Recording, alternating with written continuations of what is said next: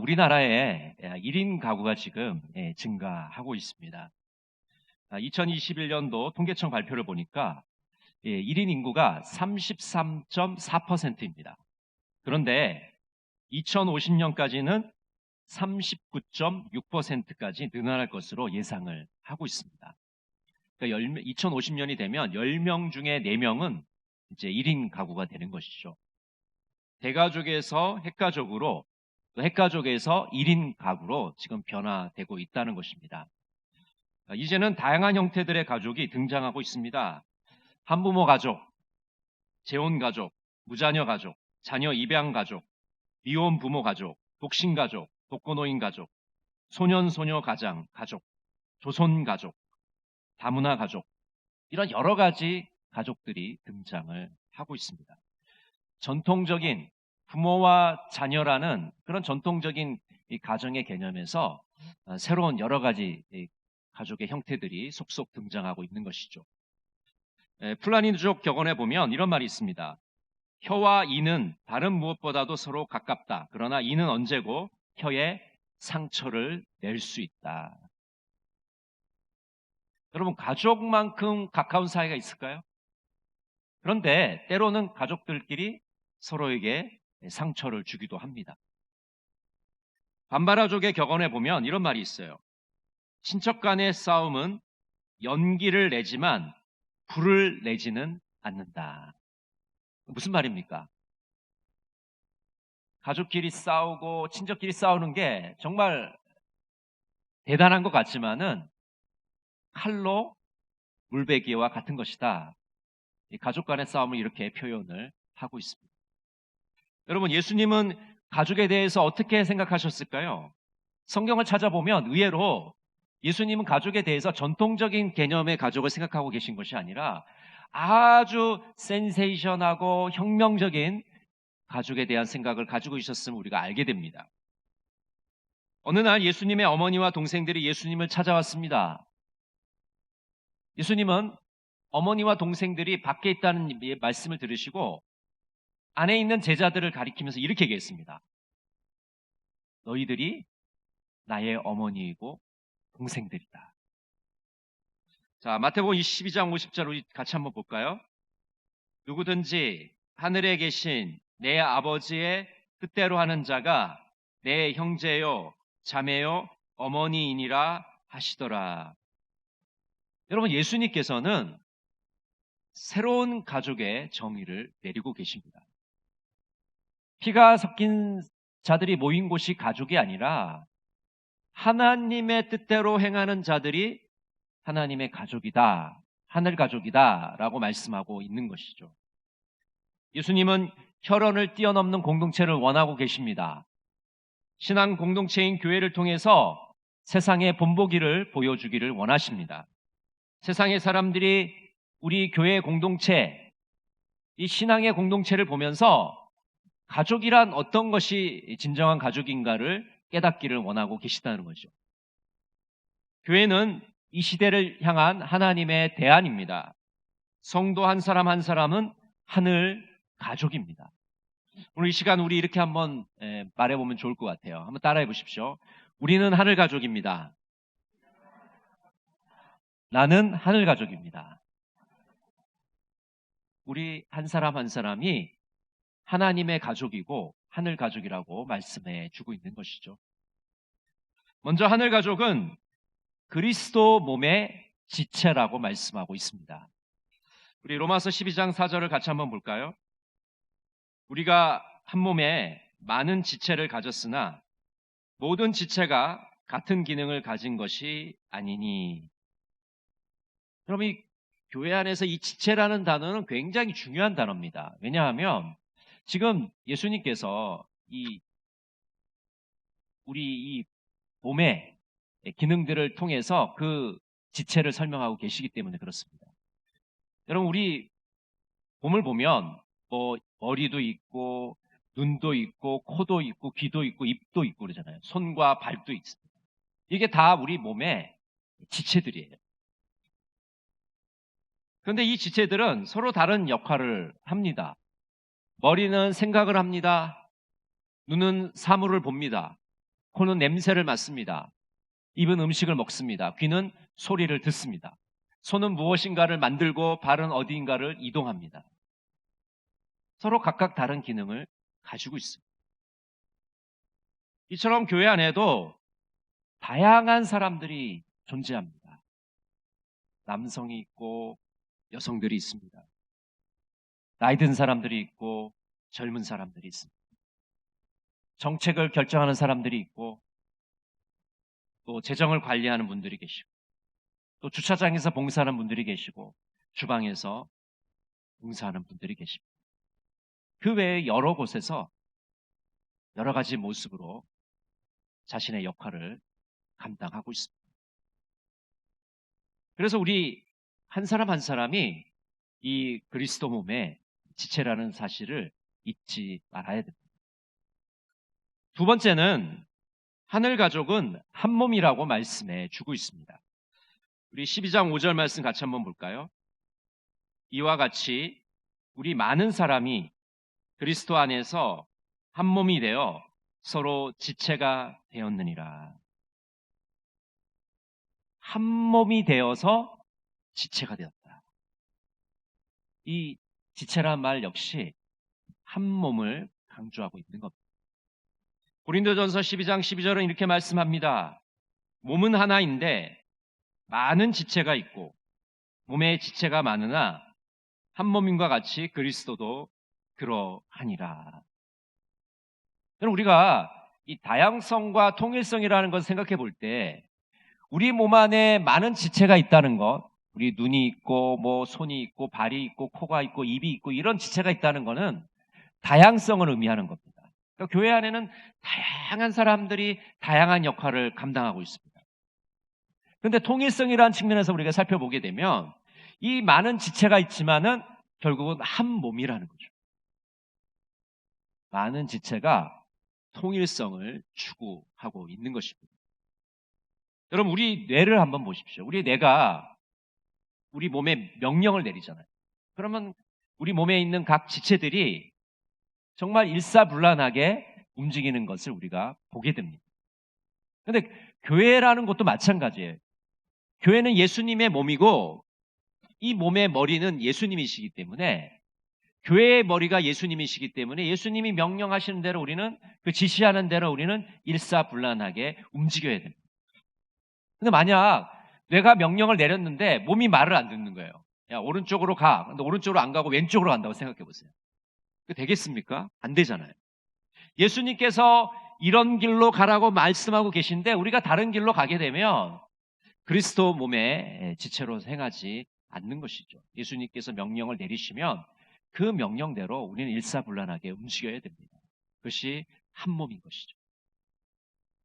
성도들 서로가 각자 다른 역할을 하지만 언제나 한 몸이라는 것을 잊지 말아야 됩니다. 한 팀입니다. 원팀입니다.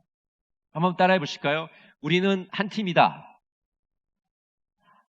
여러분, 같은 팀이 서로 돕고 협력하고 하나의 플레이를 펼쳐야지 만약 각각 자기가 하고 싶은 대로 마음대로 하게 되면 그 팀의 팀 플레이는 완전히 무너지게 됩니다. 팀워크가 무너지게 돼요.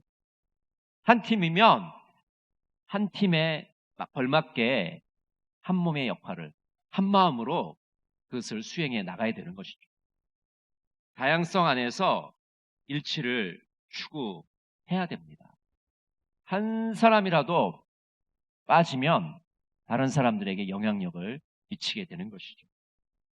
여러분 생각해 보세요. 눈이 없는데 귀만 있다. 되게 곤란하겠죠. 아니면 눈은 있는데 귀만 있다. 귀가 없다. 그래도 아마 곤란할 겁니다. 손은 있는데 발이 없다? 어디 못 가잖아요. 아니, 발은 있는데 손이 없다고 생각해 보세요. 어딜 가긴 가는데 할 수 있는 게 별로 없어요. 한 사람 한 사람이 얼마나 소중한 존재입니다. 우리 옆에 계신 분들이 지금 함께 예배드리는 분들이 정말로 소중한 분들입니다. 우리 다시 한번 이렇게 인사해 볼까요? 옆에 분들에게. 집사님은, 권사님은 정말로 소중한 분입니다. 한번 인사 한번 이렇게 해보세요. 네, 옆에 분들에게 정말로 소중한 분들입니다. 왜 소중합니까? 한 몸이니까. 이 팔을 하나 없으면 다른 지체들은 그럼 팔 하나 없으니까 너 아프겠다. 어쩌니 그렇고 있습니까? 아니잖아요. 팔 하나가 없으면 다른 팔도 너무 고통을 느끼고 온 몸이 아픔을 느끼고 한 몸이기 때문에 그런 것이죠. 우리가 한 몸이고 한 팀이라는 것을 절대로 잊어버리지 말아야 됩니다. 세 번째로 하늘 가족은 동고동락해야 됩니다. 여러분 동고라는 말이 뭐예요?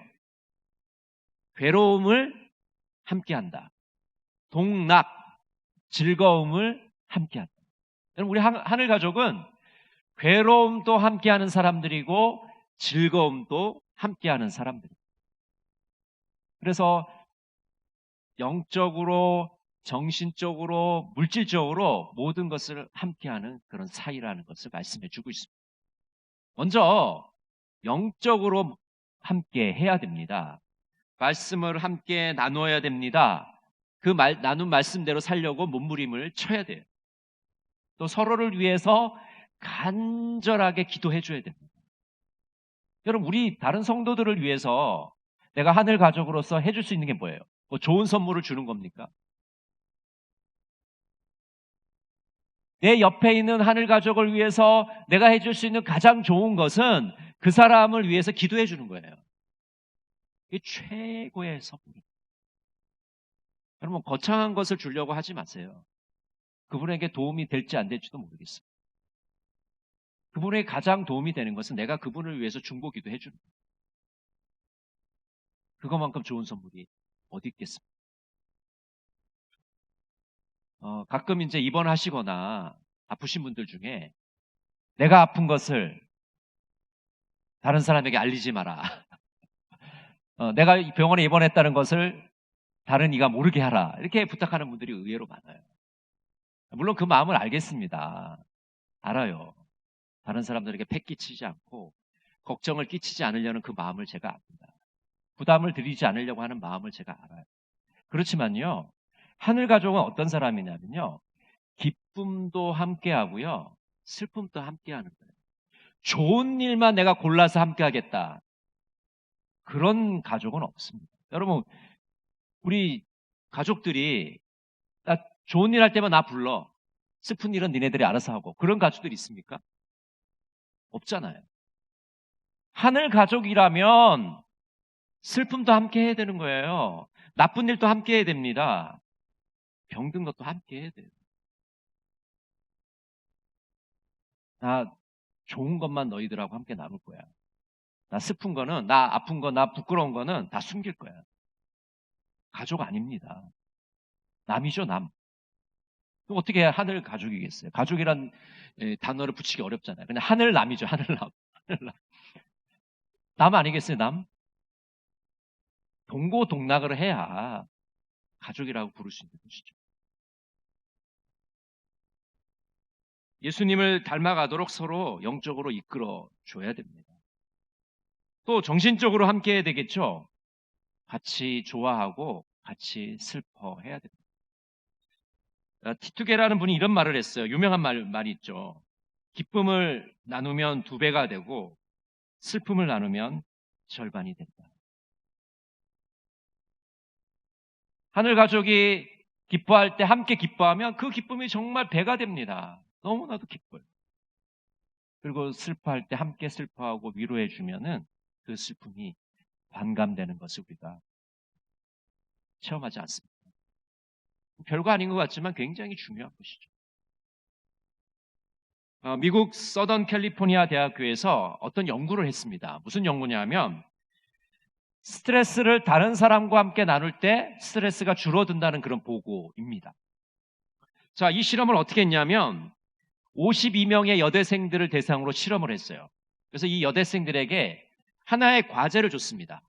많은 사람 앞에서, 대중 앞에서 발표를 하는 그런 과제를 줬어요. 여러분, 뭐 외향적인 사람은 발표할 때 좀 자신 있게 할 수도 있겠지만 내성적인 사람들이 많은 사람 앞에서 발표한다는 게 쉽습니까? 어렵습니까? 어렵죠. 스트레스를 받는 거예요. 대부분의 여학생들이 이 대중 앞에서 연설하는 것이 너무나도 이제 스트레스를 많이 받은 거예요. 그런데 그 준비하는 과정 가운데 2명씩 짝을 지어서 서로 이야기를 나누도록 했습니다. 준비하는 그 과정 속에서요. 그러니까 이 여학생들이 자기 짝하고 이 준비하는 과정의 어려움들을 나누게 된 거예요. 그러면서 스트레스가 줄어들게 됐습니다. 보통 우리가 이 스트레스 호르몬을 코르티솔 수치라고 하는데 이 코르티솔 수치가 줄어든 거예요. 스트레스가 낮아지게 된 거죠. 이 여학생들이 옆에 있는 친구와 이야기를 나누면서 마음의 안정감을 찾게 된 것입니다. 심지어는 스트레스를 함께 나누어도 줄어들게 된다는 것을 우리가 보게 되는 것이죠. 이 함께 나눈다는 게 얼마나 중요한지를 우리에게 보여주는 그런 실험입니다. 여러분, 하늘 가족은 서로를 위로하고 격려해야 됩니다. 칭찬하고 인정해 줘야 됩니다. 이렇게 정신적으로 우리가 함께 나눌 때, 함께 할 때 우리는 진정한 하늘 가족이 될 수가 있습니다. 또 물질적으로 함께 해야 됩니다. 하늘 가족은 서로의 물질적 필요를 채워줘야 됩니다. 교회 안에 연약한 자를 돕고 서로의 것을 나누어야 합니다. 매주 우리는 식사를 하기도 합니다. 떡을 나누기도 합니다. 바자회를 통해서 나누기도 합니다. 여러 가지 모양으로 우리 하늘 가족과 물질을 나누게 됩니다. 이런 것들이 물질적으로 함께 나누는 것이죠. 고린도전서 12장 25절에 보면 이렇게 말씀합니다. 몸 가운데서 분쟁이 없고 오직 여러 지체가 서로 같이 돌보게 하셨느니라. 서로 싸우고 다툼하기보다 서로 지체가 서로를 돌봐주고 서로를 도와주고 이런 역할을 하도록 우리를 부르셨다고 말씀하고 있습니다. 하늘 가족들은 서로 지체가 되기 때문에 서로를 도와줘야 됩니다. 서로를 돌봐줘야 됩니다. 그런 역할을 해야 되는 것이죠. 한자 말 중에 이런 말이 있어요. 각자도생이라는 말이 있습니다. 각자도생. 이 말은 이 조선왕조실록에 실린 말인데, 여러분 임진왜란이 났을 때 임금님이 멀리 도망을 가셨잖아요. 그래서 백성들이 스스로가 각자 살 길을 찾는다는 뜻으로 각자도생이란 말이 그때 이제 생기게 됩니다. 그래서 이것도 이제 조선왕조실록에 실리게 되는데, 각자도생. 스스로 자기의 살 길을 찾는 거예요. 자기가 스스로 살기 위해서 도망을 치는 겁니다. 그게 각자도생. 여러분, 하늘 가족은요, 각자 도생하는 게 아닙니다. 서로가 서로를 도와줘야 돼요. 서로 협력하고 서로 협조를 해야 됩니다. 각자 도생하는 것은 하늘 가족이 아니라는 거죠. 하늘 가족은 각자 도생이 아니라 서로의 삼겹줄이 되어야 합니다. 우리 전도서 4장 12절 말씀 같이 한번 읽어볼까요? 한 사람으로서는 당해낼 수 없는 공격도 두 사람이면 능히 막아낼 수 있으니 삼겹줄은 쉽게 끊어지지 않는다. 여러분, 한 줄은 쉽게 끊어집니다. 두 줄도 모르겠어요. 뭐 힘 있는 사람이 좀 끊으면 끊어지는데, 세 줄은, 이 세 가닥의 줄은 절대로 끊어지지 않습니다. 아무리 힘이 센 사람도 끊을 수가 없어요. 이게 삼겹줄의 힘입니다. 우리 하늘 가족들은 바로 이 삼겹줄이 되어야 하는 것입니다. 어느 날 한 성도가 집에 화재가 나서 모든 것을 잃게 되었습니다. 그 성도는 매우 슬프고 혼란스러웠습니다. 어찌할 바를 몰랐습니다. 그러자 같은 교회 교인들이 그를 돕기 위해서 나섰습니다. 그들은 새 집을 찾는 데 도움을 주었고 옷과 음식을 제공했습니다. 교인들은 그 성도가 재건하는 데 필요한 돈을 모았습니다. 화재를 당한 성도는 교인들의 도움에 감사를 표했습니다. 이 성도는 교인들 속에서 하나님의 사랑을 보게 되었던 것입니다. 여러분, 내가 정말 극심한 어려움에 처했을 때 하늘 가족들이 나를 도와준다면 얼마나 고마울까요? 얼마나 감사할까요? 제가 얼마 전에 이 전주에 가게 되었는데, 전주에 어떤 교회를 가보니까 그 교회에서 천사 운동이라는 걸 하더라고요. 그 교회는 한 이제 1000명 정도 되는 교인을 갖고 있는데 교회에서 천사 운동을 하는 거예요. 어떤 운동이냐면 1004명의 교인들이 개인당 10,000원씩 내서 10,000원, 그러니까 1,004만 원을 만드는 겁니다. 그래서 그 모아진 걸로 교회의 그 암 환자라든지 어려움을 겪고 있는 환자들을 도와주는 그런 헌금을 드리고 있더라고요. 그러니까 절대로 한 사람이 10,000원 이상 내면 안 되고 한 사람이 10,000원씩만. 그래서 1,004명이 1,004만 원을 만들어서 그것을 도와주는 그런 운동을 보게 되었습니다. 이처럼 한 명 한 명이 작은 정성을 모을 때 큰 힘이 되는 것이죠. 여러분, 또 하늘 가족은 천국까지 동행하는 사이입니다. 그럼 우리가 장례식에 참석해 보면 마지막까지 남는 사람이 누굽니까? 자기들 가족밖에 안 남잖아요. 직계 가족들밖에 안 남잖아요. 그런데 하늘 가족들은 천국까지 동행하는 사람들입니다. 장례식까지 동행하는 게 아니라 하늘 가족들은 천국까지 함께 가는 사이예요. 그래서 천국에 가서 함께 교제를 나누는 사람입니다. 어떤 분이 이렇게 얘기할지도 모르겠습니다. 아니, 살아있을 때도 보기가 싫었는데 천국 가서 본다고?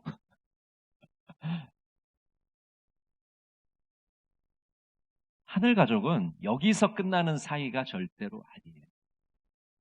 천국까지 함께 가는 사이입니다. 그럼 여러분, 어떻게 해야 되겠어요? 우리 옆에 있는 교우들에게 어떻게 해야 됩니까?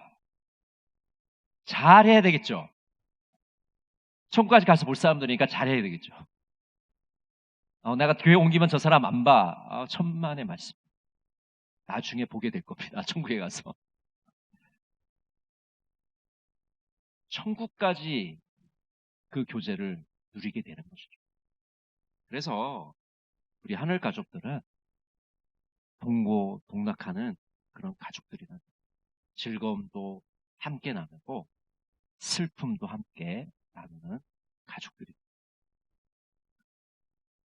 정훈 시인의 시 중에 밀고 끌고라는 시가 있습니다. 제가 함께 나누기 원합니다.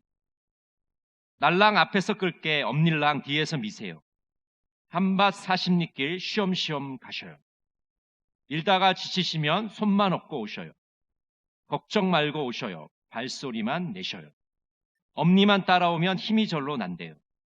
마늘 팔고 갈째면 콧노래도 부를게요. 형은 총을 들고 저는 손수레의 채를 잡고 형이 올 때까지 구김없이 살아요. 엄닐랑 뒤에서 걸어만 오셔요. 전랑 앞에서 끌게요. 우리의 거센 길을 밀고 끌고 가셔요. 여러분, 이 시조를 들으시면서 어떤 마음이 드십니까? 마음이 되게 따뜻해지고 훈훈해지지 않습니까? 새 가족이 사는 그런 가족인 것 같아요. 형은 이제 군에 가 있고 어린 동생이랑 어머니랑 지금 리어커를 손수레를 끌고 가는 그런 모습을 그린 것 같습니다. 장에 가서 뭔가를 팔고 오는 그런 것 같죠? 아들은 앞에서 끌고 엄마는 뒤에서 그 손수레를 밀고 있는 그런 아름다운 모습을 보여주고 있습니다. 밀고 끌면서 험난한 길을 헤쳐나가는 모자의 모습이 우리 머릿속에 떠오릅니다. 여러분, 하늘 가족은 어떤 가족일까요? 오늘 정훈의 시조에서 보여주는 것처럼 서로 밀어주고 끌어주는 그런 것이 하늘 가족일 겁니다. 앞에 사람들은 끌고 또 다른 사람은 뒤에서 밀고 그렇게 갈 때 큰 힘 들이지 않고 우리는 앞으로 나아갈 수 있게 되고 어려움들을 다 극복해 나갈 수가 있게 됩니다. 서로 돕고 격려하면서 이 천국의 순례의 길을 우리는 가야 되는 것이죠. 어린이로부터 어른까지 동강의 모든 식구들이 한 마음 한 몸 되기를 간절히 바랍니다. 하늘 가족으로서 매일매일 즐거움도 함께 누리시고 괴로움도 함께 나누시는 여러분 모두가 되시기를 간절히 바랍니다. 기도하겠습니다. 사랑의 하나님, 어린이로부터 어르신까지 동강의 모든 성도들이 하늘 가족임을 고백합니다. 한 몸이 되게 하여 주시옵소서. 지체로서 서로를 소중히 여기게 하여 주시옵소서. 끌어주고 밀어주면서 하나님 나라를 이루어가게 하여 주시옵소서. 예수님의 이름으로 기도드립니다.